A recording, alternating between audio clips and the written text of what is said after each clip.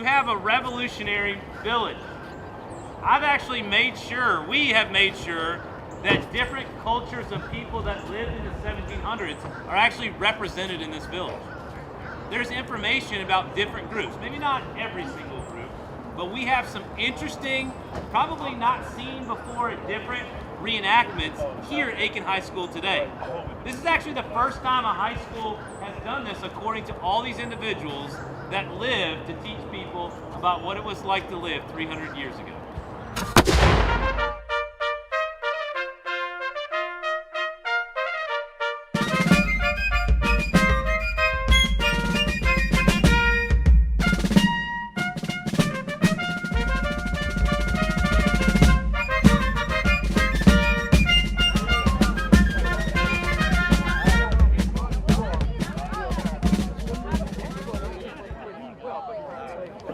A smooth barrel musket, meaning that most guns, they're rifled.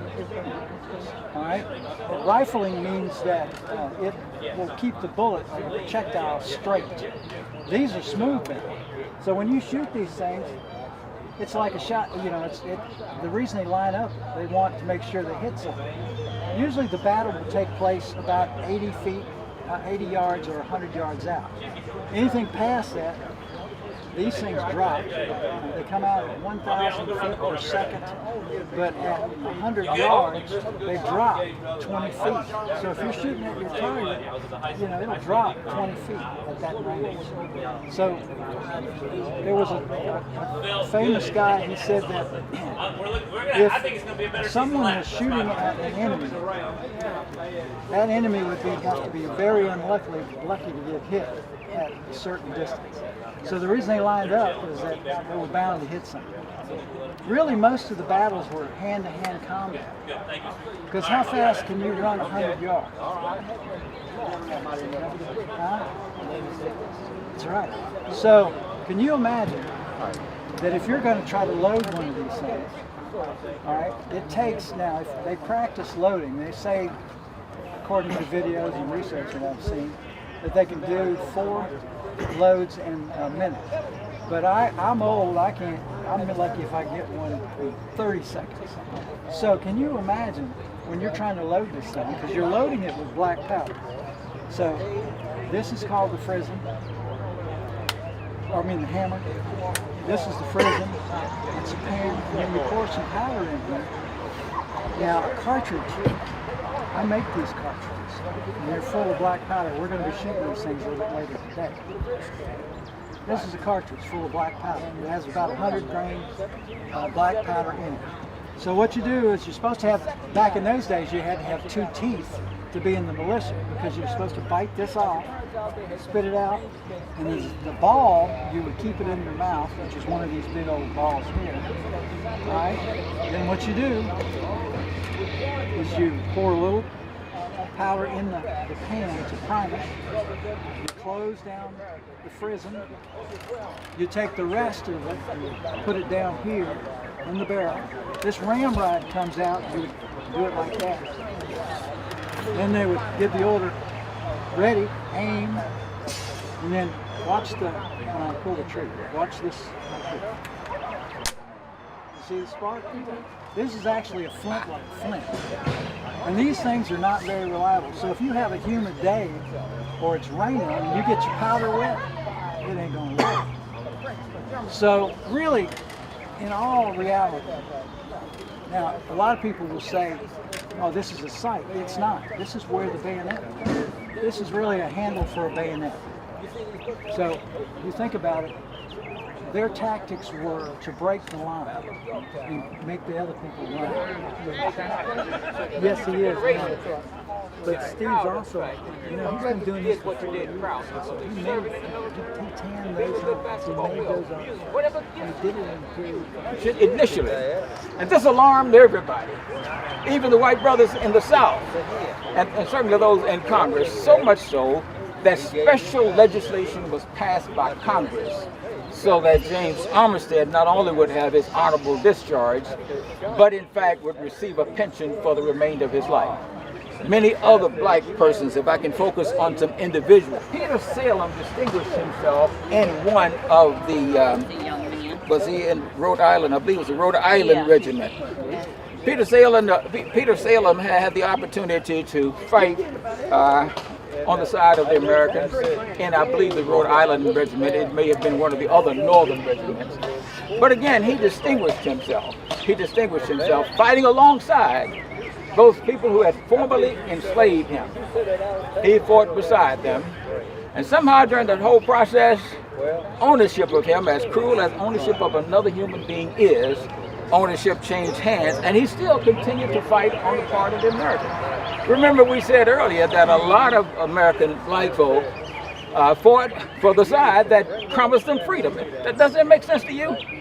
I don't like being a slave. I don't like the whip of the slave master. If this country, even if they are foreign to American, if they, to the Americans, if they say I'm going to free, I'm going to take it. Well, this gentleman was certain that at the end of the war that he would be free. And as it turns out, he was free at the end of the war after fighting against the British for alongside two different masters. But what do you think happened to him after he became free? He died. He did die, he certainly did, as must all of us. That's a good answer. You can't be wrong. You move to the front of the class. You get an A.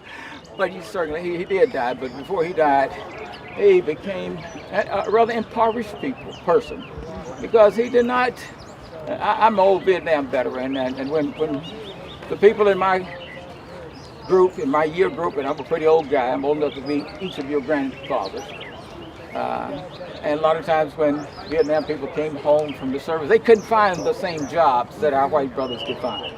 A lot of them are homeless today. Many are dead. Many had problems. Peter Salem had problems finding a decent job. He tried several things. He tried being an entrepreneur, but he died poor, unfortunately. So he did die, but he did not reap the benefits of having fought valiantly for the American cause, besides not one, but two people who had formerly enslaved him. I think in fact he ended up being enslaved again for a short while, and then people around him realized the injustice of it all. This man has really put his life on the line. Jason Holt, principal at Aiken High School, here today with a great learning opportunity for our students. Today we'll see approximately 750 students actually come through this great reenactment event during a school day, enriched in our U.S. history classes, global perspectives courses, giving students an opportunity to do one thing in particular, that's enrich what they know, inform them on things they don't know, get to see history in action. So we could not be more excited about the partnership we have right now going on, and I can already tell it's starting off to be a great day.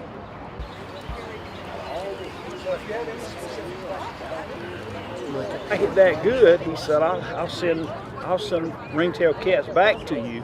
So he sent 30,000 to France, and then France got involved with the war. And they started supporting us, and that's why France is our oldest ally, right there. Sure enough. But you can put this on your head and take a picture. Now, did anybody bring a camera? Okay. Put it on your head. I actually like this texture right here. Well, did you realize that's a hat? That's what we call it. That's a redneck hard hat. That's what that is. Put it on your head. Look at that. now take your picture with that. I'm so stylish. I love this. I'll take a picture of it. Hey! You would use that actually. Just in the hind out. When you stretch out the hat. There's part of it that wishes I could do that. Thank y'all for doing this. Thank you, sir. All you got to try it. So outside 100 yards, these are not very good at all. These 300 yards each. You can shoot a cat with one at 300 yards. So that's about it. Are there any questions? I must have been very clear. Thank you. Okay, thank you. They set it into the antler like that. So the small one's what they call a patch knife. And you see all these guys carrying around their muskets and whatnot. What they do is they have a piece of cotton or silk, and they cut a piece of cloth off that, put that around the ball with some grease, and that's what would make sure it caught the grooves of the powder explosion behind it, kind of like what the brass casing does on a bullet nowadays. And so that's what they use those knives for, is to cut those little pieces of cloth. So they call them patch knives because they cut patches. And that's a meat flipper. That's whitetail deer antler.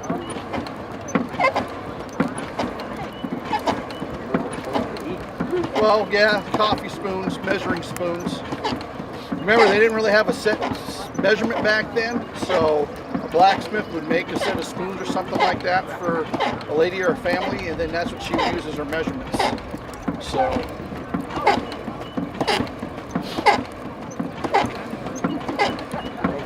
you're welcome.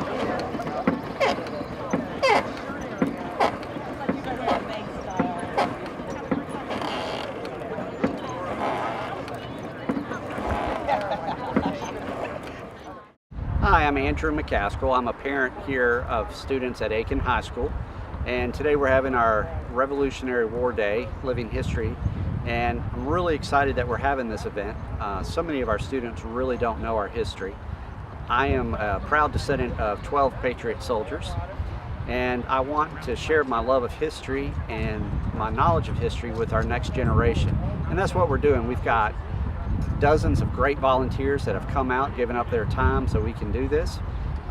We're wanting our students to see, taste, touch, hear, and feel our history so they know the value of that American citizenship and understand that freedom is not free. We always have doctors. The Americans, there were several hundred of them, were left on the battlefield at Camden and died there. The battlefield at Camden is actually a graveyard.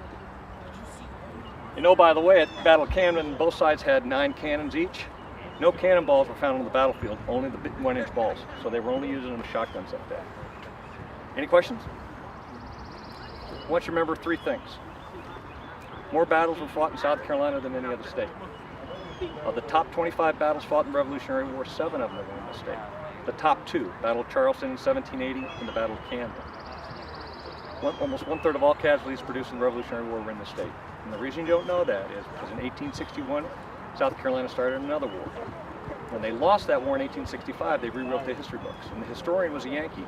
He took out 8 pages of the 10 pages devoted to South Carolina's history and what how South Carolina gave to the Revolution. You're living that legacy. So the 250th is coming up, and that's what we're trying to do, is make sure you guys understand what South Carolina gave in our fight for liberty. Okay?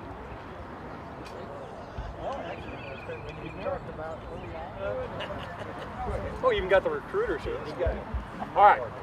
So, what I need you guys to do, when I say get ready, take your rifle, and you need to like this. Okay? And when I say charge, you need to run at them. Okay? But you're going to do it from that down there, your black silhouette. You can do that, so you're in charge. You're the sergeant. Okay? You see how that works? He just got from himself. You want to put this tight in the shoulder. Get ready to charge! From here Charge! to the side. Come on, run at me!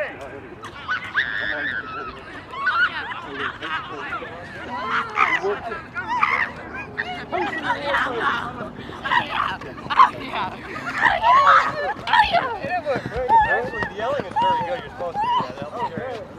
All right. What do you know about the Brits? What did they call us? They call us Yankees. Well, that was Civil War.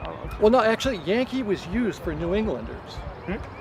So if you get the battle up in Canada and New England, Yankees were from like Boston and that part, and they were different like from people of Connecticut because your state, your colony was your country, and you had different dialects. You don't have it so much anymore, but you could tell somebody that grew up here, and they'll have an accent.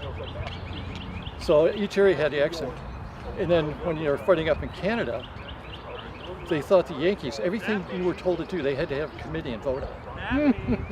So how do you run an army like that? And the American generals like Montgomery, he hated them. He absolutely despised them. And then people from Connecticut wouldn't wash. You couldn't get them to use bar salt. And again, everything had to be done. The officers, you give them an order, they have to have a debate on it. So that's why they lost most of the battles up north until Saratoga. But how do you run an army like that? You just can't.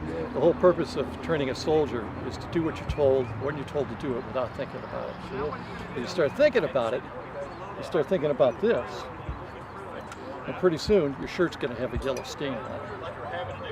You just stay in. When you were a soldier, you were digging ditches, under fences, fixing roads. So they were very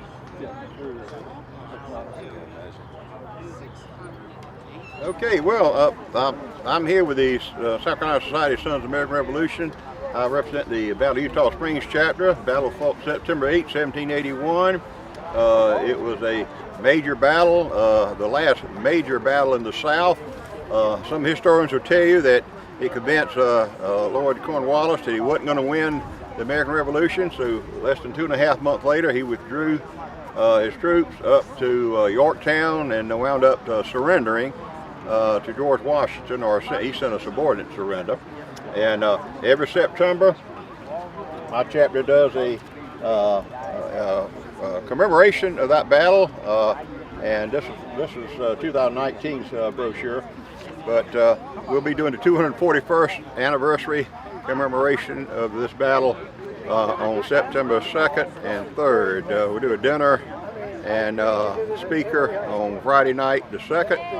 Hopefully we'll have a tour of the battleground sites that afternoon, Friday the 2nd, people are coming in. And then Saturday on the 3rd, we do our usual patriotic service at the Historic Church of the Epiphany in Eutawville, where we honor all our DAR, SAR, CAR groups, and we have a speaker there. We present a few awards. Then we leave there and go down to the Battle Monument site in Eutaw Springs community, about 2 miles down the road from Eutawville. And we do the wreath laying ceremony there at the monument site where the monument of the Battle of Eutaw Springs is positioned. It was put up in 1912 by the Battle of Eutaw Springs DAR chapter. And then we all break for a barbecue dinner.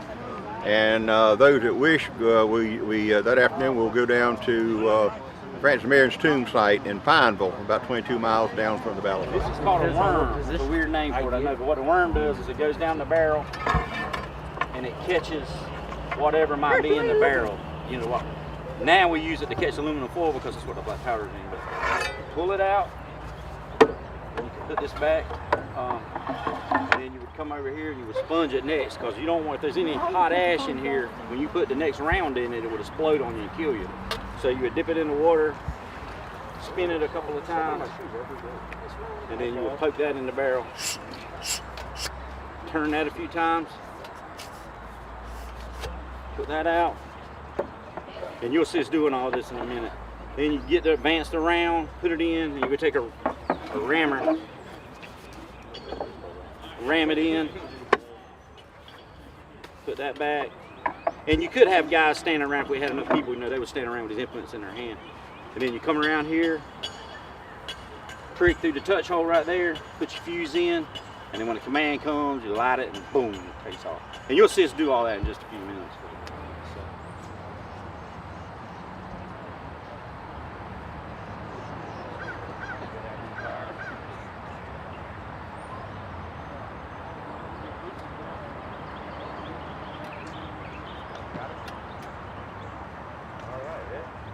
Artillery! Make ready! Fire!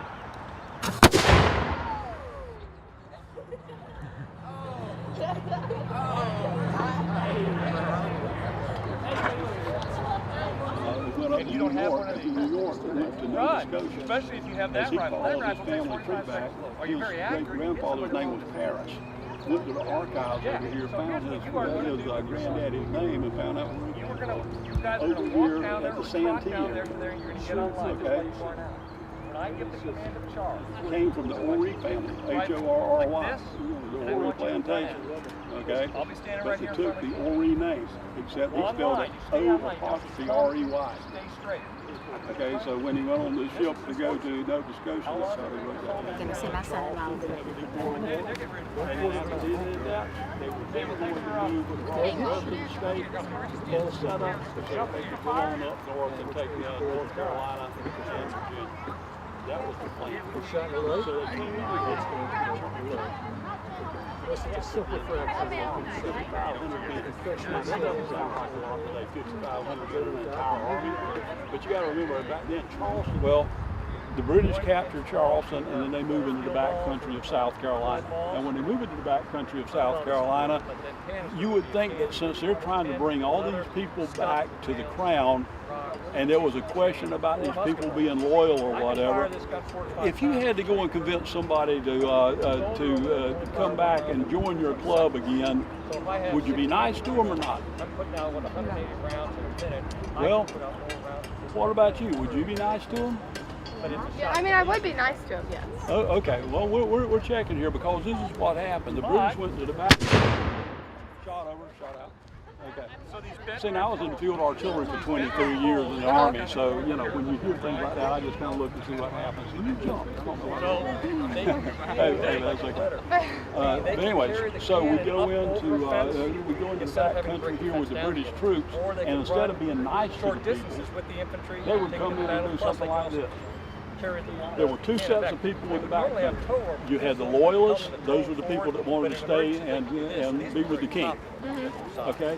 You had the patriots. The patriots were the ones who wanted independence from England. Only to push the gun into So position. Other than that, there were actually about an equal number of loyalists and patriots in the back. And after the fall of Charleston, it looked very much like the whole state of South Carolina was just going to go under. They were going to go back under the crown. And it was set up that way. As a matter of fact, all the people that were in the militia that were in Charleston were put on something called parole. Okay. Kind of to finish it too. See if I can. So we did it's all that on it.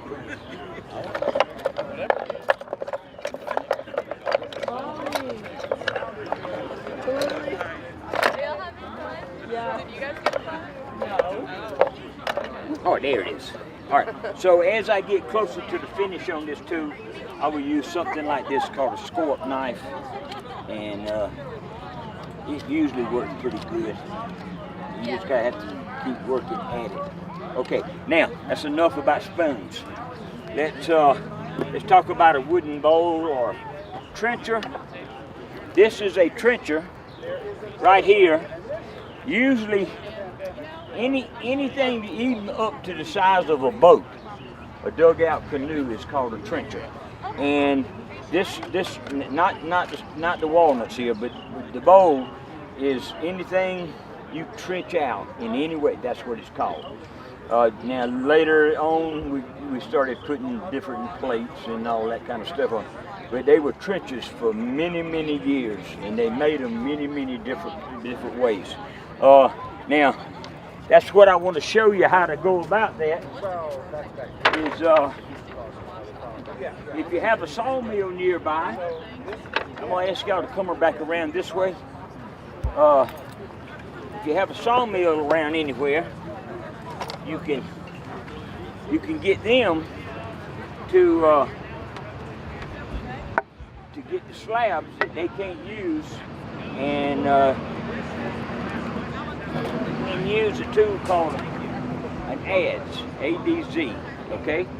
And what it does is it allows you to cut across the grain. I like cutting across the grain there. Not everybody does the same way. People do what they do. This is a tool here that takes a lot of wood off quick.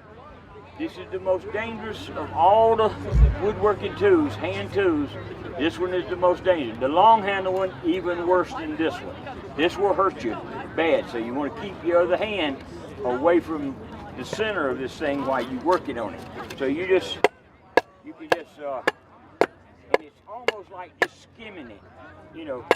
Now, how are we going to be able to tell before we reach the backside. We need a tool for that, don't we? What would it be? What grade you guys in? You young ladies, excuse me. 11. 11. Y'all should have covered some of this, like geometry and stuff. Oh, okay. Well, we'll talk about geometry over here in a minute.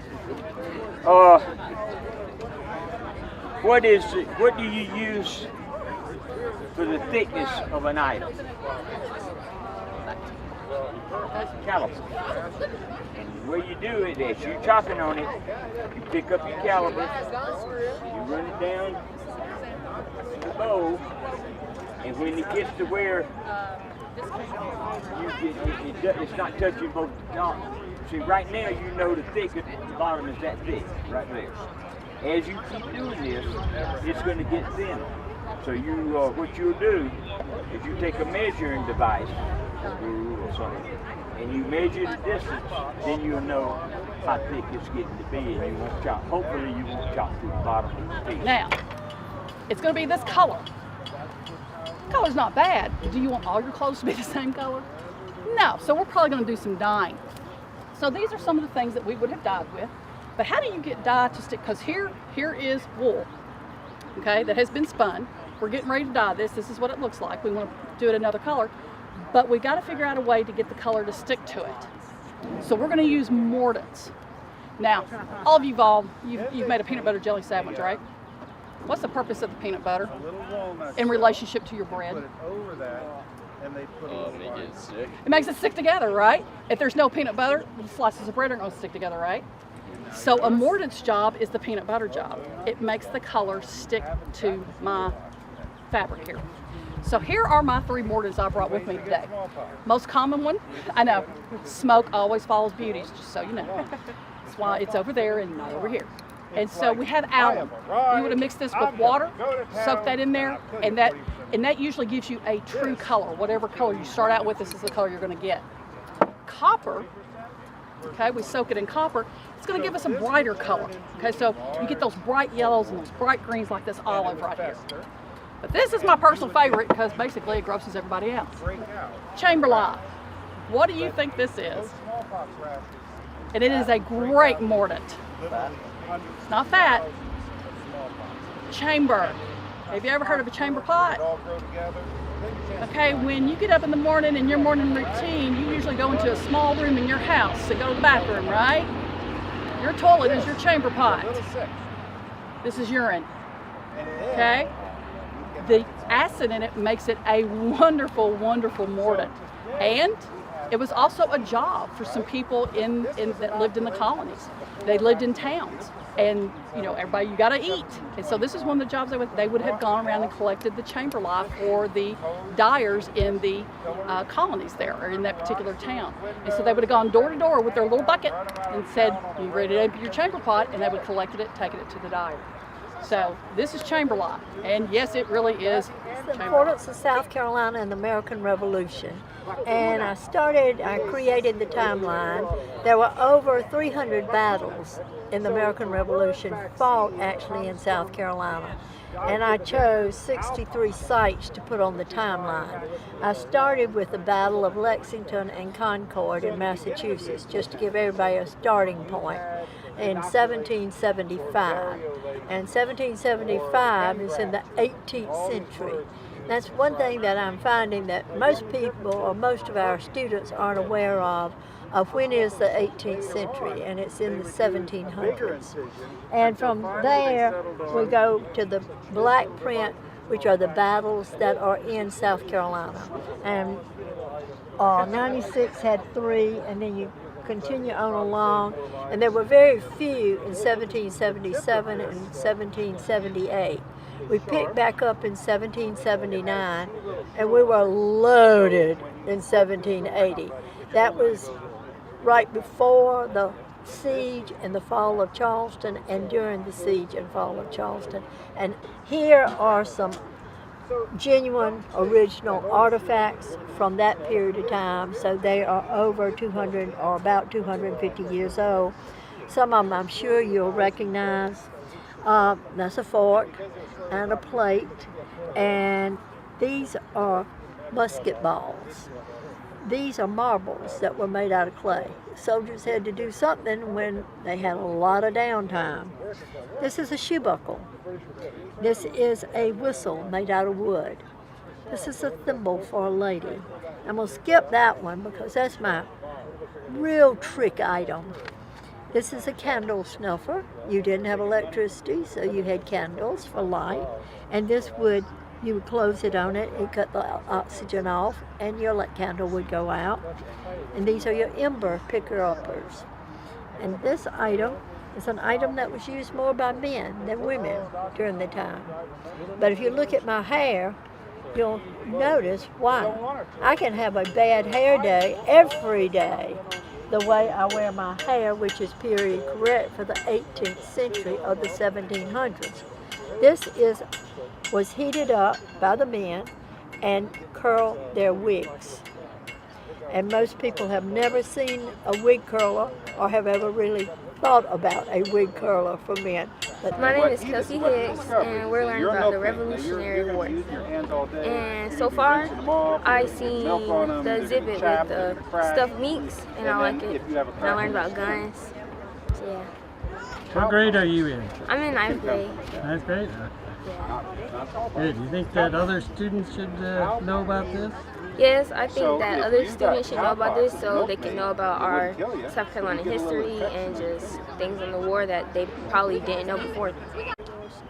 Then they figured out that in order to keep it safe, the physician had to keep it in a shirt.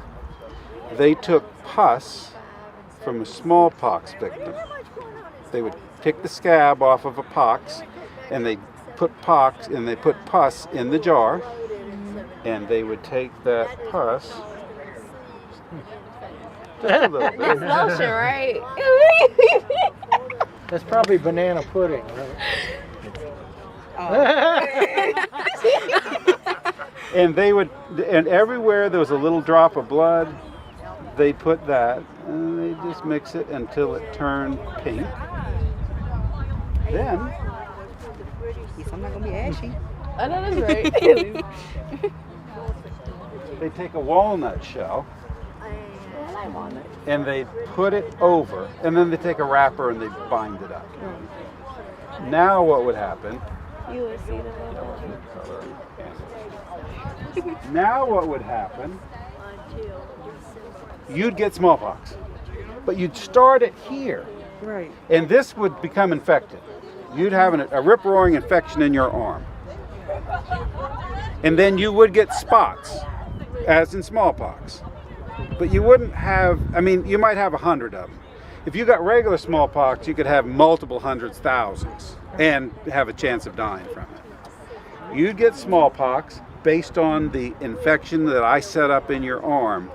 And once you recovered from this mild case, you'd never get smallpox again. However, there's a catch. There's always a catch, isn't there? You had about a 1 to 2% chance of dying from that procedure.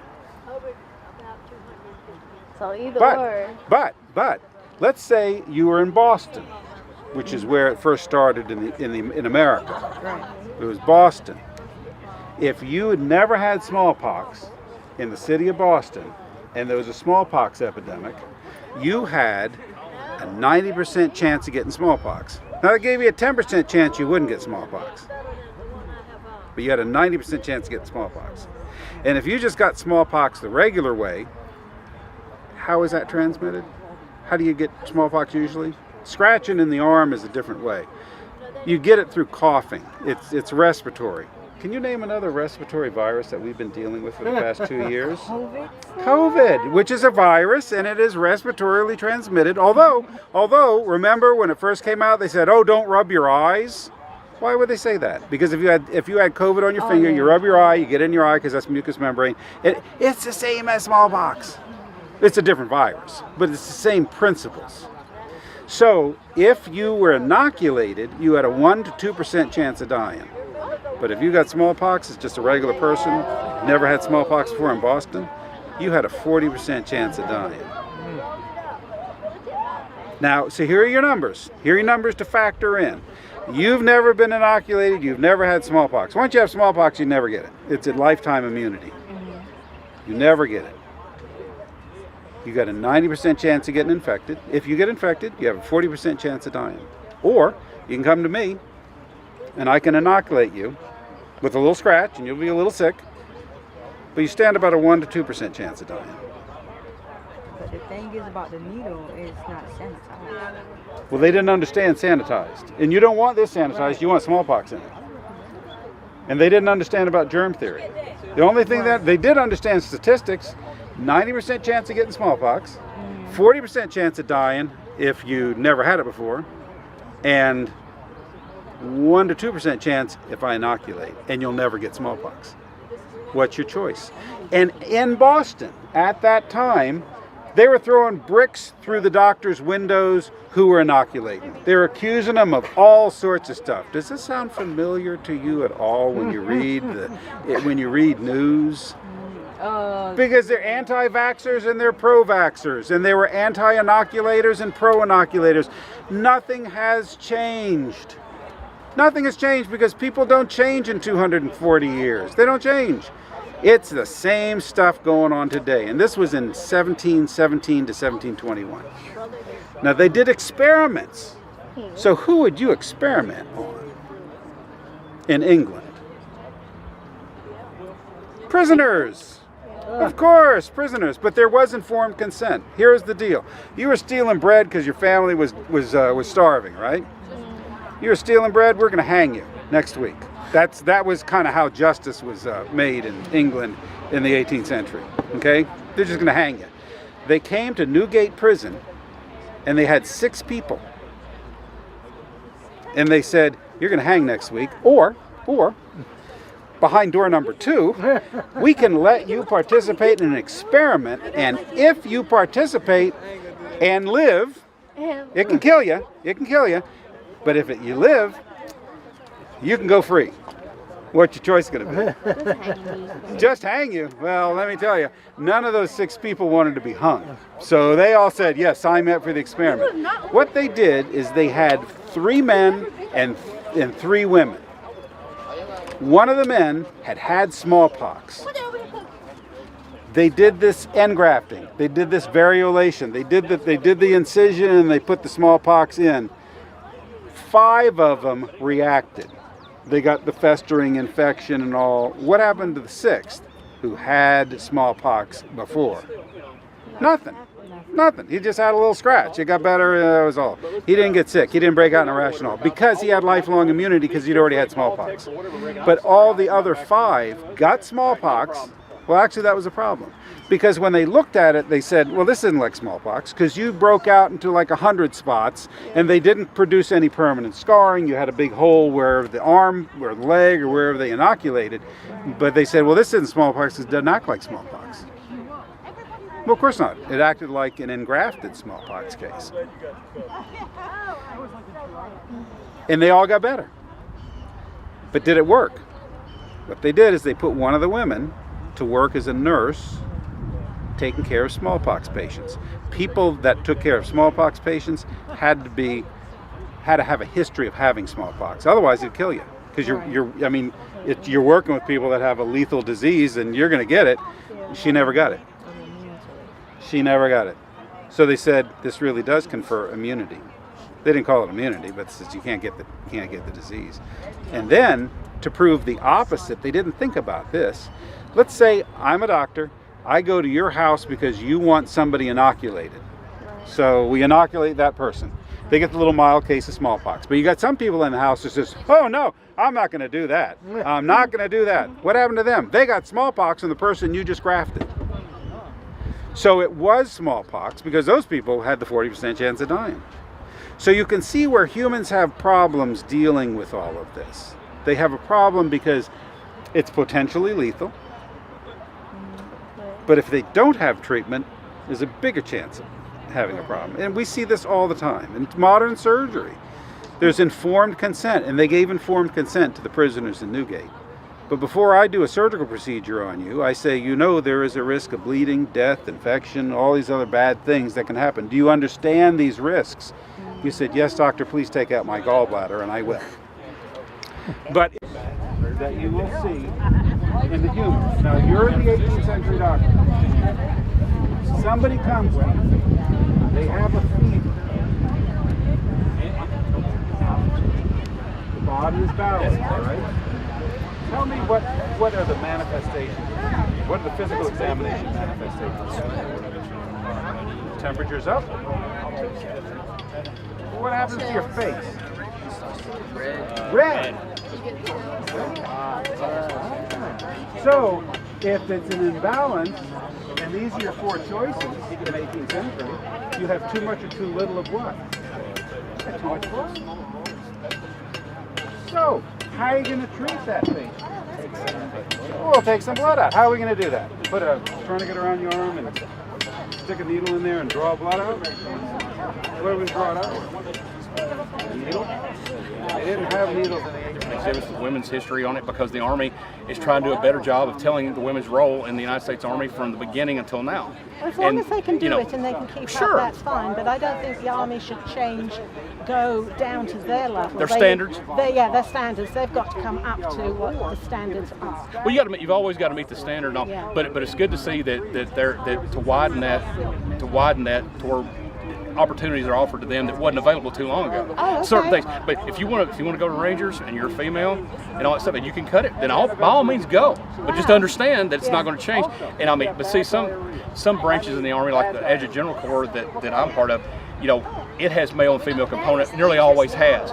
But now armored cavalry, infantry, and things like combat arms related like that, until recently, you didn't start seeing them in combat roles. But like I said, but there's always been a female service in this to the very beginning. I'm talking nurse corps, camp followers, and all those things that date back to the very first, Lexington and Concord and all that. So it's always been a vital role. But once again, like I said, that's kind of my role in how I do all this in that branch and everything. And it's infantry's the oldest branch, Adjutant General Corps is the second, and it's probably the most diverse. It does post office, band, and casualty assistance, all kinds. And so for the smallest branch to have the largest diversity is kind of weird, trying to get your hands around it. It really is. Yeah. But like on poster, I totally underestimated the role that Chaplain played. Their museum's awesome, and I just had never been in it. Yeah. And Adjutant General Corps, all the finance, the people that pay you, You get a nice little cup. You have a nice fork and spoon, of course, which people would have been with an issue. And you carry that with you. Hardtack. God, the worst thing in the world. Hardtack, and everybody's looking at it going, "This is pretty hard." I go, "Yeah." I said, "You don't eat it like that." I said, "You crumble it up, hit it with your axe or something, and you put it in." Similar to today's MREs. Yeah, same. And then, of course, some of the things you needed, fire the musket, flint, everybody, it's a rock. I said, no. I said, it's got kind of an edge to it. So what it's going to do is when it hits that, it'll give it a spark, which allows the gun to fire. Hopefully it's not damp out. And hopefully it's not too damp. I said they also originally they were issued in wooden canteens, but of course they didn't last very long. And so the wooden canteens were replaced by the British tin. Canteens. And I said, are you a member? I'm a member of the Sons of the American Revolution up in Abbeville, South Carolina. Nice little town. Yep. And so, in order to purify their water, I said one of them one they got every day was to get a shot of rum. And I said they put the rum in the canteens, and that would kind of kill the bacteria and stuff. And it wasn't enough to get drunk or anything. It's just enough to kind of keep everything kind of smooth. And of course, they liked the paper. They said the paper's kind of. I said, well, that's parchment paper. I said, yeah. It's amazing what they don't know. What they don't know. Yeah, they go, oh, that's really strange. They go, yeah, a little bit. I said they also had deer jerky that they would make if they had an opportunity, but most of the time they were eating the meat before it ever got to the point of making jerky. But if you ask them how long the war lasted, they don't know.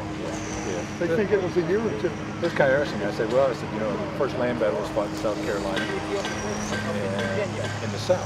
And that was up in 96. And I said it was fought between navies. It was fought between Royalists against Patriots. I said there weren't any British here. There weren't any British troops here. And I said, and then the British didn't show up again until 1780. They showed up in 1776, but of course they were driven off down in Charleston. But in 1780 they actually took Charleston. But I said in between that was a civil war. I said the war was between Loyalists and Patriots up in the upcountry. Everybody had their own little army. And you go burn the other guy's cabin, they come burn yours. And that's what you do. Ask them how many know what the Dark Corner is and what part it played in the Revolution. They have no clue that that's what saved the colonies. So, I mean, our history is a wonderful thing if people will take the time to learn it. Do we have bad parts? Just like everybody else. Everybody else. You can't condemn us until you know what. That's right. That's right. And what was This is going nice on. meeting you. Thank you all for stopping by. And I hopefully you're around in December to come to a Wreaths Across America ceremony and lay a wreath in honor of one of our brothers and sisters. Thank you. Hello, my name is Ted Walker. I'm with the Sons of the American Revolution. I'm currently the Vice President for the Piedmont region, but I'm also in the Henry Lawrence chapter in Aiken, South Carolina. Today, we have an opportunity to have a living history event at Aiken High School. And the reason that we did this is to try to educate the kids about what our American Revolution is and the founding father principles of the Sons of the American Revolution.